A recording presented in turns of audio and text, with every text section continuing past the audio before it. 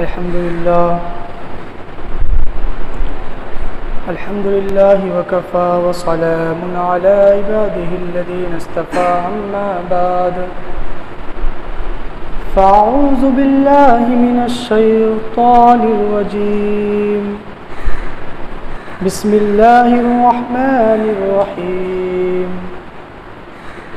يا أيها الذين آمنوا اتقوا الله حق تقاته ولا تموتن إلا وأنتم مسلمون وقال تعالى يا أيها الذين آمنوا اتقوا الله وكونوا مع الصادقين صدق الله العظيم وقال النبي صلى الله عليه وسلم كن في الدنيا كأنك غريب أو آمر سبيل أو كما قال عليه الصلاة والسلام۔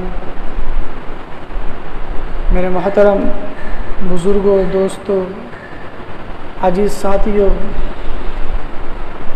اللہ تبارک و تعالیٰ کا بہت ہی بڑا احسان و کرم ہوا کہ اللہ تعالیٰ نے ہم لوگوں کو جمعہ کے مبارک اور متبرک دن اپنے پاک گھر بلایا، اور بلانے کے بعد پھر اللہ تعالیٰ ہم لوگوں کو دین کی کچھ باتیں سننے اور سنانے کا موقع فراہم فرمایا، وقت دیا۔ میں نے ابھی آپ لوگوں کے سامنے قرآن مجید کی چند آیات تلاوت کی ہے، اور آقا نامدار تاجدار مدینہ محمد الرسول اللہ صلی اللہ علیہ وسلم کی ایک حدیث مبارکہ پڑھا ہے۔ اللہ تبارک و تعالیٰ نے قرآن کے اندر کئی جگہ تقوی کا ذکر فرمایا، یعنی تقوی کے بارے میں فرمایا ہے۔ کہیں فرمایا یا ایھا الذین آمنوا اتقوا اللہ وکونوا مع الصادقین، کہیں فرمایا یا ایھا الذین آمنوا اتقوا اللہ حق تقاتہ ولا تموتن الا وانتم مسلمون۔ تو اب ہمیں جاننا ہے کہ اللہ تبارک و تعالی جو جگہ جگہ اپنی مقدس کتاب میں یا ایھا الذین آمنوا اتقوا اللہ، اے ایمان والو تقوی اختیار کرو، اے ایمان والو تقوی اختیار کرو، کیوں کہہ رہے ہیں؟ کیا وجہ ہے؟ تقوی کا معنی کیا ہے؟ تقوی کا مطلب کیا ہے؟ تقوی کہتے کس کو ہیں؟ یہ ہمیں جاننا ہے۔ اللہ رب العزت نے کئی مقامات میں مومنوں کو خطاب کرتے ہوئے، ایمان والوں کو خطاب کرتے ہوئے کئی جگہوں پر جو ہے کہا یا ایھا الذین آمنوا اتقوا اللہ حق تقاتہ، کہیں فرمایا یا ایھا الذین آمنوا اتقوا اللہ وکونوا مع الصادقین۔ یہ تمام باتوں کا خلاصہ کیا ہے؟ اللہ کیا کہنا چاہ رہے ہیں؟ تو اللہ تبارک و تعالیٰ نے فرمایا، اس کا ترجمہ یہ ہے یا ایھا الذین آمنوا اتقوا اللہ وکونوا مع الصادقین، کہ ایمان والو تقوی اختیار کرو اور نیک لوگ، سچے لوگ، پرہیزگار، نمازی، اللہ کے محبوب بندے، ان کی صحبت اختیار کرو، ان کے پاس بیٹھا کرو۔ سب سے پہلے تقوی اختیار کرو، یعنی تقوی کو اپنی زندگی میں لاؤ۔ تو آپ لوگوں کو ایک مثال دیتا ہوں جس کو ادھارن کہتے ہیں۔ مثال کے طور پر کسی انسان کو اگر خاردار یعنی کانٹے والے جنگل کے اندر ان کو کہا جائے کہ بھائی آپ کو اس جنگل سے جو ہے اپنے منزل تک پہنچنا ہے، یعنی یہ جنگل جو ہے اس کو پار کر کے آپ کو جس جگہ جانا ہے وہاں پہنچنا ہے، تو وہ انسان جب جنگل میں چلے گا، جب جنگل کے راستے سے گزرے گا، تو یقیناً اس کو خوف ہوگا، اندیشہ ہوگا، ڈر ہوگا، بھے ہوگا کہ کہیں کوئی جانور مجھے کھا نہ لے۔ کبھی کانٹے سے پیر بچائے گا، کبھی کانٹے سے اپنے کپڑے کو بچائے گا، اپنے دامن کو بچائے گا، اور کبھی جو ہے جنگلی جانور سے اپنے آپ کو بچائے گا۔ اسی لیے نبی علیہ الصلوۃ والسلام نے خود فرمایا ہے کہ کن فی الدنیا کأنک غریب او عامر سبیل، کہ تم دنیا میں اس طریقے سے رہا کرو جیسے کہ ایک مسافر رہا کرتا ہے۔ تو جب وہ انسان جنگل میں چلے گا تو تمام اپنے اعضاء کو، اپنے کپڑے کو، اپنی تمام چیزوں کو بچاتے ہوئے چلے گا۔ اس کی مثال انسان میں اگر فیٹ کیا جائے، انسان کے اندر اگر لایا جائے کہ اللہ تبارک و تعالیٰ نے ہمیں دنیا میں بھیجا ہے، دنیا میں بھیجنے کے بعد اللہ تبارک و تعالیٰ نے ہمیں تمام احکامات سے گھیر رکھا ہے، اللہ تبارک و تعالیٰ نے ہمیں ہماری ہدایت کے لیے اور ہماری رہنمائی کے لیے نبی علیہ الصلوۃ والسلام کو بھیجا ہے، قرآن کو بھیجا ہے، تو ہمیں دیکھنا ہے کہ اللہ تبارک و تعالیٰ ہمیں جو بار بار کہہ رہے ہیں یا ایھا الذین آمنوا اتقوا اللہ، یا ایھا الذین آمنوا اتقوا اللہ، اے ایمان والو تقوی اختیار کرو، اے ایمان والو تقوی اختیار کرو۔ تو یہ تقوی دراصل جو ہے انسان کے تمام خرافات چیزوں سے، تمام تر گناہوں سے، تمام تر ریاکاری سے، ریاکاری یعنی دکھاوا، تمام تر چیزوں سے، یعنی جو انسان کو جہنم میں لے جانے والی ہو، اس سے بچنے کا نام کیا ہے؟ تقوی ہے۔ اللہ کی محبت کا نام کیا ہے؟ تقوی ہے۔ نبی علیہ الصلوۃ والسلام کی حدیث کو ماننے کا نام کیا ہے؟ تقوی ہے۔ نبی علیہ الصلوۃ والسلام کی سنت میں چلنے کا نام کیا ہے؟ تقوی ہے۔ اللہ تبارک و تعالیٰ کے راستے میں چند پیسے خرچ کرنے کا نام کیا ہے؟ تقوی ہے۔ اللہ تبارک و تعالیٰ کی ہر ایک تمام احکام جو اللہ تبارک و تعالیٰ نے الف لام میم سے، یعنی الحمدللہ سے شروع کر قل اعوذ برب الناس تک جتنے قرآن مجید کے اندر احکامات نازل کیے ہیں، احکامات اتارے ہیں، ان تمام احکامات کو ماننے کا نام ہی تقوی، ان تمام احکامات کو ماننے کا نام ہی تقوی ہے۔ جب انسان یقیناً طور پر اللہ تبارک و تعالیٰ کی وحدانیت کو پہچان لے گا، اللہ تبارک و تعالیٰ کی حقیقت کو پہچان لے گا، یقیناً ان کے اندر تقوی آ جائے گا۔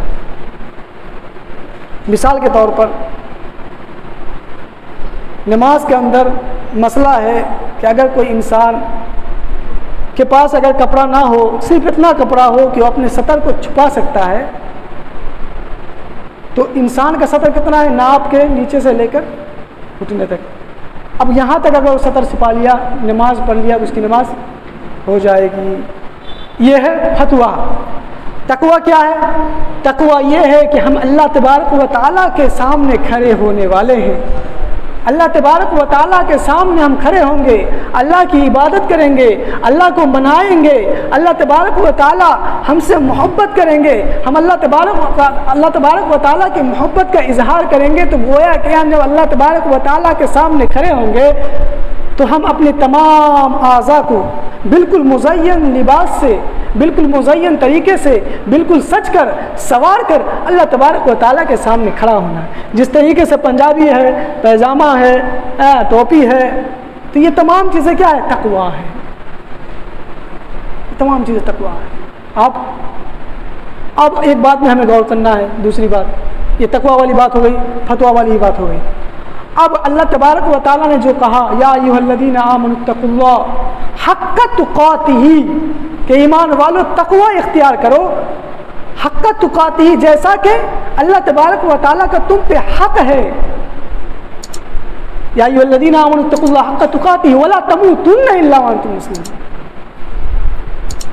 تم اس طریقے سے رہا کرو، پھر تمہیں اللہ تبارک و تعالیٰ کے سامنے جب تم کھڑے ہوں گے تو کس طریقے سے کھڑے ہوں گے؟ مسلمان بن کر، کیونکہ ہر انسان کو اللہ تبارک و تعالیٰ کے پاس لوٹنا ہے، اللہ کے سامنے کھڑا ہونا ہے، میدان محشر میں جواب دینا ہے، اللہ تبارک و تعالیٰ کے سامنے جواب دہی ہونا ہے۔ تو ہمیں چاہیے کہ اللہ تبارک و تعالیٰ نے جو تھوڑے سے وقفے کے لیے، تھوڑے سے مہلت کے لیے ہمیں دنیا کے اندر بھیجا ہے، ہمیں اس دنیا کے اندر اللہ تبارک و تعالیٰ کی وحدانیت کو، اللہ تبارک و تعالیٰ کی جو ہے حقیقت کو اپنی زندگی میں لانا۔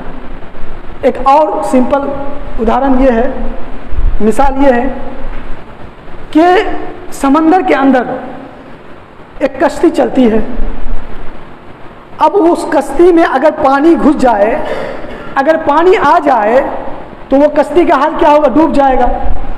یقیناً یہ یقینی بات ہے کہ اگر کشتی کے اندر پانی آ جائے، پانی سوار ہو جائے، کسی طریقے سے پانی گھس جائے تو وہ کشتی کا خاتمہ ہونا ہی ہونا ہے۔ اس کشتی کو جو ہے ڈوبنا ہی ڈوبنا ہے۔ اسی طریقے سے ہمیں اللہ تبارک و تعالیٰ نے جس طریقے سے دنیا میں رہنے کے لیے کہا ہے، جس طریقے سے اللہ تبارک و تعالیٰ نے ہمیں دنیا کے تمام چیزوں کو اپنی زندگی میں اور اپنے احکام میں لانے کے لیے کہا ہے، ان تمام چیزوں کو ہمیں دیکھنا ہے کہ یہ تمام چیزوں کو ہم اپنی زندگی میں لاتے ہیں تو ہم ڈوبتے ہیں یا بچتے ہیں، یعنی ہم جہنم میں جانے والے ہوتے ہیں یا جنت میں جانے والے ہوتے ہیں۔ اس کی مثال ہم نے ابھی بتائی کہ ایک کشتی سمندر میں چل رہی ہے، یہ دنیا کی مثال سمندر کی سی ہے اور انسان کی مثال کشتی کی سی ہے۔ اگر کشتی میں پانی ڈھک جائے تو کشتی کو ڈوبنا ہے۔ انسان کے اندر اگر خرافات آ جائے، انسان کے اندر گناہوں کا اگر بوجھ آ جائے، انسان کے اندر اگر حرص آ جائے، انسان کے اندر اگر تکبر آ جائے، انسان کے اندر اگر گھمنڈ آ جائے، انسان کے اندر اگر بڑائی آ جائے، انسان کے اندر اگر دکھاوا آ جائے، تو یہ تمام چیزیں انسان کو کیا کرنے والی ہے؟ ڈبونے والی ہے، یعنی جہنم میں لے جانے والی ہے۔ تو ہمیں کیا کرنا ہے؟ مانند کشتی بننا ہے جن کے اندر پانی آ نہ پائے۔ تمام گناہوں کے راستے کو بند کرنا ہے، تمام تر گناہوں کے راستے کو بند کرنا ہے، دکھاوے کو بھی بند کرنا ہے، خرافات کو بھی بند کرنا ہے، اور تمام تر چیزوں کو اللہ تبارک و تعالیٰ کے لیے کرنا ہے۔ نبی صلی اللہ علیہ وسلم نے فرمایا، ابھی میں نے حدیث پڑھی ہے کہ کن فی الدنیا کأنک غریب او عابر سبیل، کہ تم دنیا میں اس طریقے سے رہا کرو کہ جیسے کہ ایک مسافر رہا کرتے ہیں، کیونکہ یہ دنیا کی مثال اللہ تبارک و تعالیٰ کے سامنے ذرہ برابر سی نہیں ہے۔ خود بھی بچنے کی کوشش کرو اور اپنے اہل عیال کو بھی بچاؤ۔ اللہ نے خود قرآن پاک میں کہا ہے، یا ایھا الذین آمنوا قوا انفسکم واہلیکم نارا، یا ایھا الذین آمنوا قوا انفسکم واہلیکم نارا، کہ ایمان والو تم خود بھی جہنم کی آگ سے بچو اور اپنے اہل عیال کو، اپنے رشتہ دار کو، اپنے تمام تر رشتہ دار کو بھی جہنم کی آگ سے بچاؤ۔ اللہ کا یہاں یہ کہنے کی وجہ کیا ہے؟ کہ تم خود بھی نماز پڑھو، دوسروں کو بھی نماز کی دعوت دو، تم خود بھی زکوٰۃ ادا کرو اگر مستحق زکوٰۃ ہو، اگر تم پر زکوٰۃ فرض ہو گیا تم خود بھی زکوٰۃ ادا کرو، دوسروں کو بھی جو ہے تلقین کرو، بھائی تمہارے پاس مال ہے تم بھی زکوٰۃ ادا کرو، تم خود بھی صدقہ کرو، دوسروں کو بھی تلقین کرو۔ یہی اللہ تبارک و تعالیٰ قرآن مجید میں کہنا چاہ رہے ہیں، یا ایھا الذین آمنوا قوا انفسکم واہلیکم نارا، کہ تم خود بھی جہنم کی آگ سے بچو۔ ایمان والو تم خود بھی جہنم کی آگ سے بچو اور اپنے عیال کو، اپنے پڑوسی کو، اپنے گاؤں والوں کو، تمام لوگوں کو، امت مسلمہ، امت محمدیہ میں جتنے افراد مسلمان ہیں سب کی فکر کرو۔ الحمدللہ ہمارے مسجد میں کچھ ساتھی ایسے ہیں جو کہتے بھی ہیں کہ بھائی نماز پڑھنی چاہیے، اللہ کا حکم ہے، فلاں کام کرنا چاہیے، اللہ کا حکم ہے، فلاں کام کرنا چاہیے بھی اللہ کا حکم ہے۔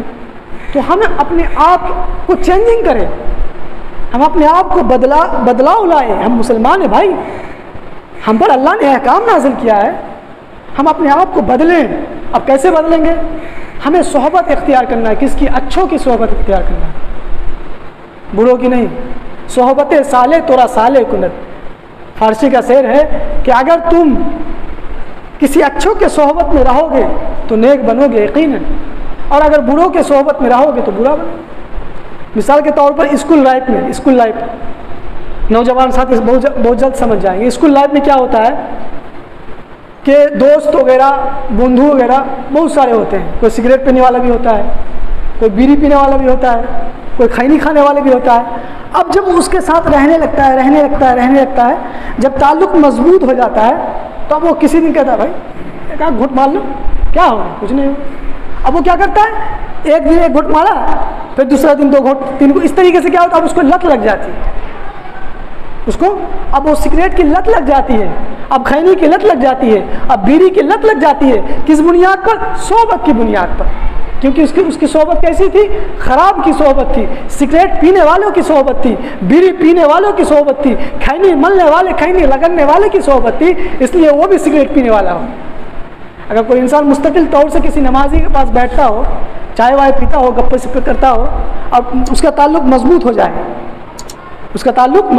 یعنی وہ اپنی دل کی بات اس کے سامنے شیئر کرتا ہو اور وہ اپنی دل کی بات اس کے سامنے شیئر کرتا ہو، تو یقیناً اس کے اندر کی خصلت اس کے اندر جائے گی اور اس کے اندر کی عادت اس کے اندر ضرور آنی ہے۔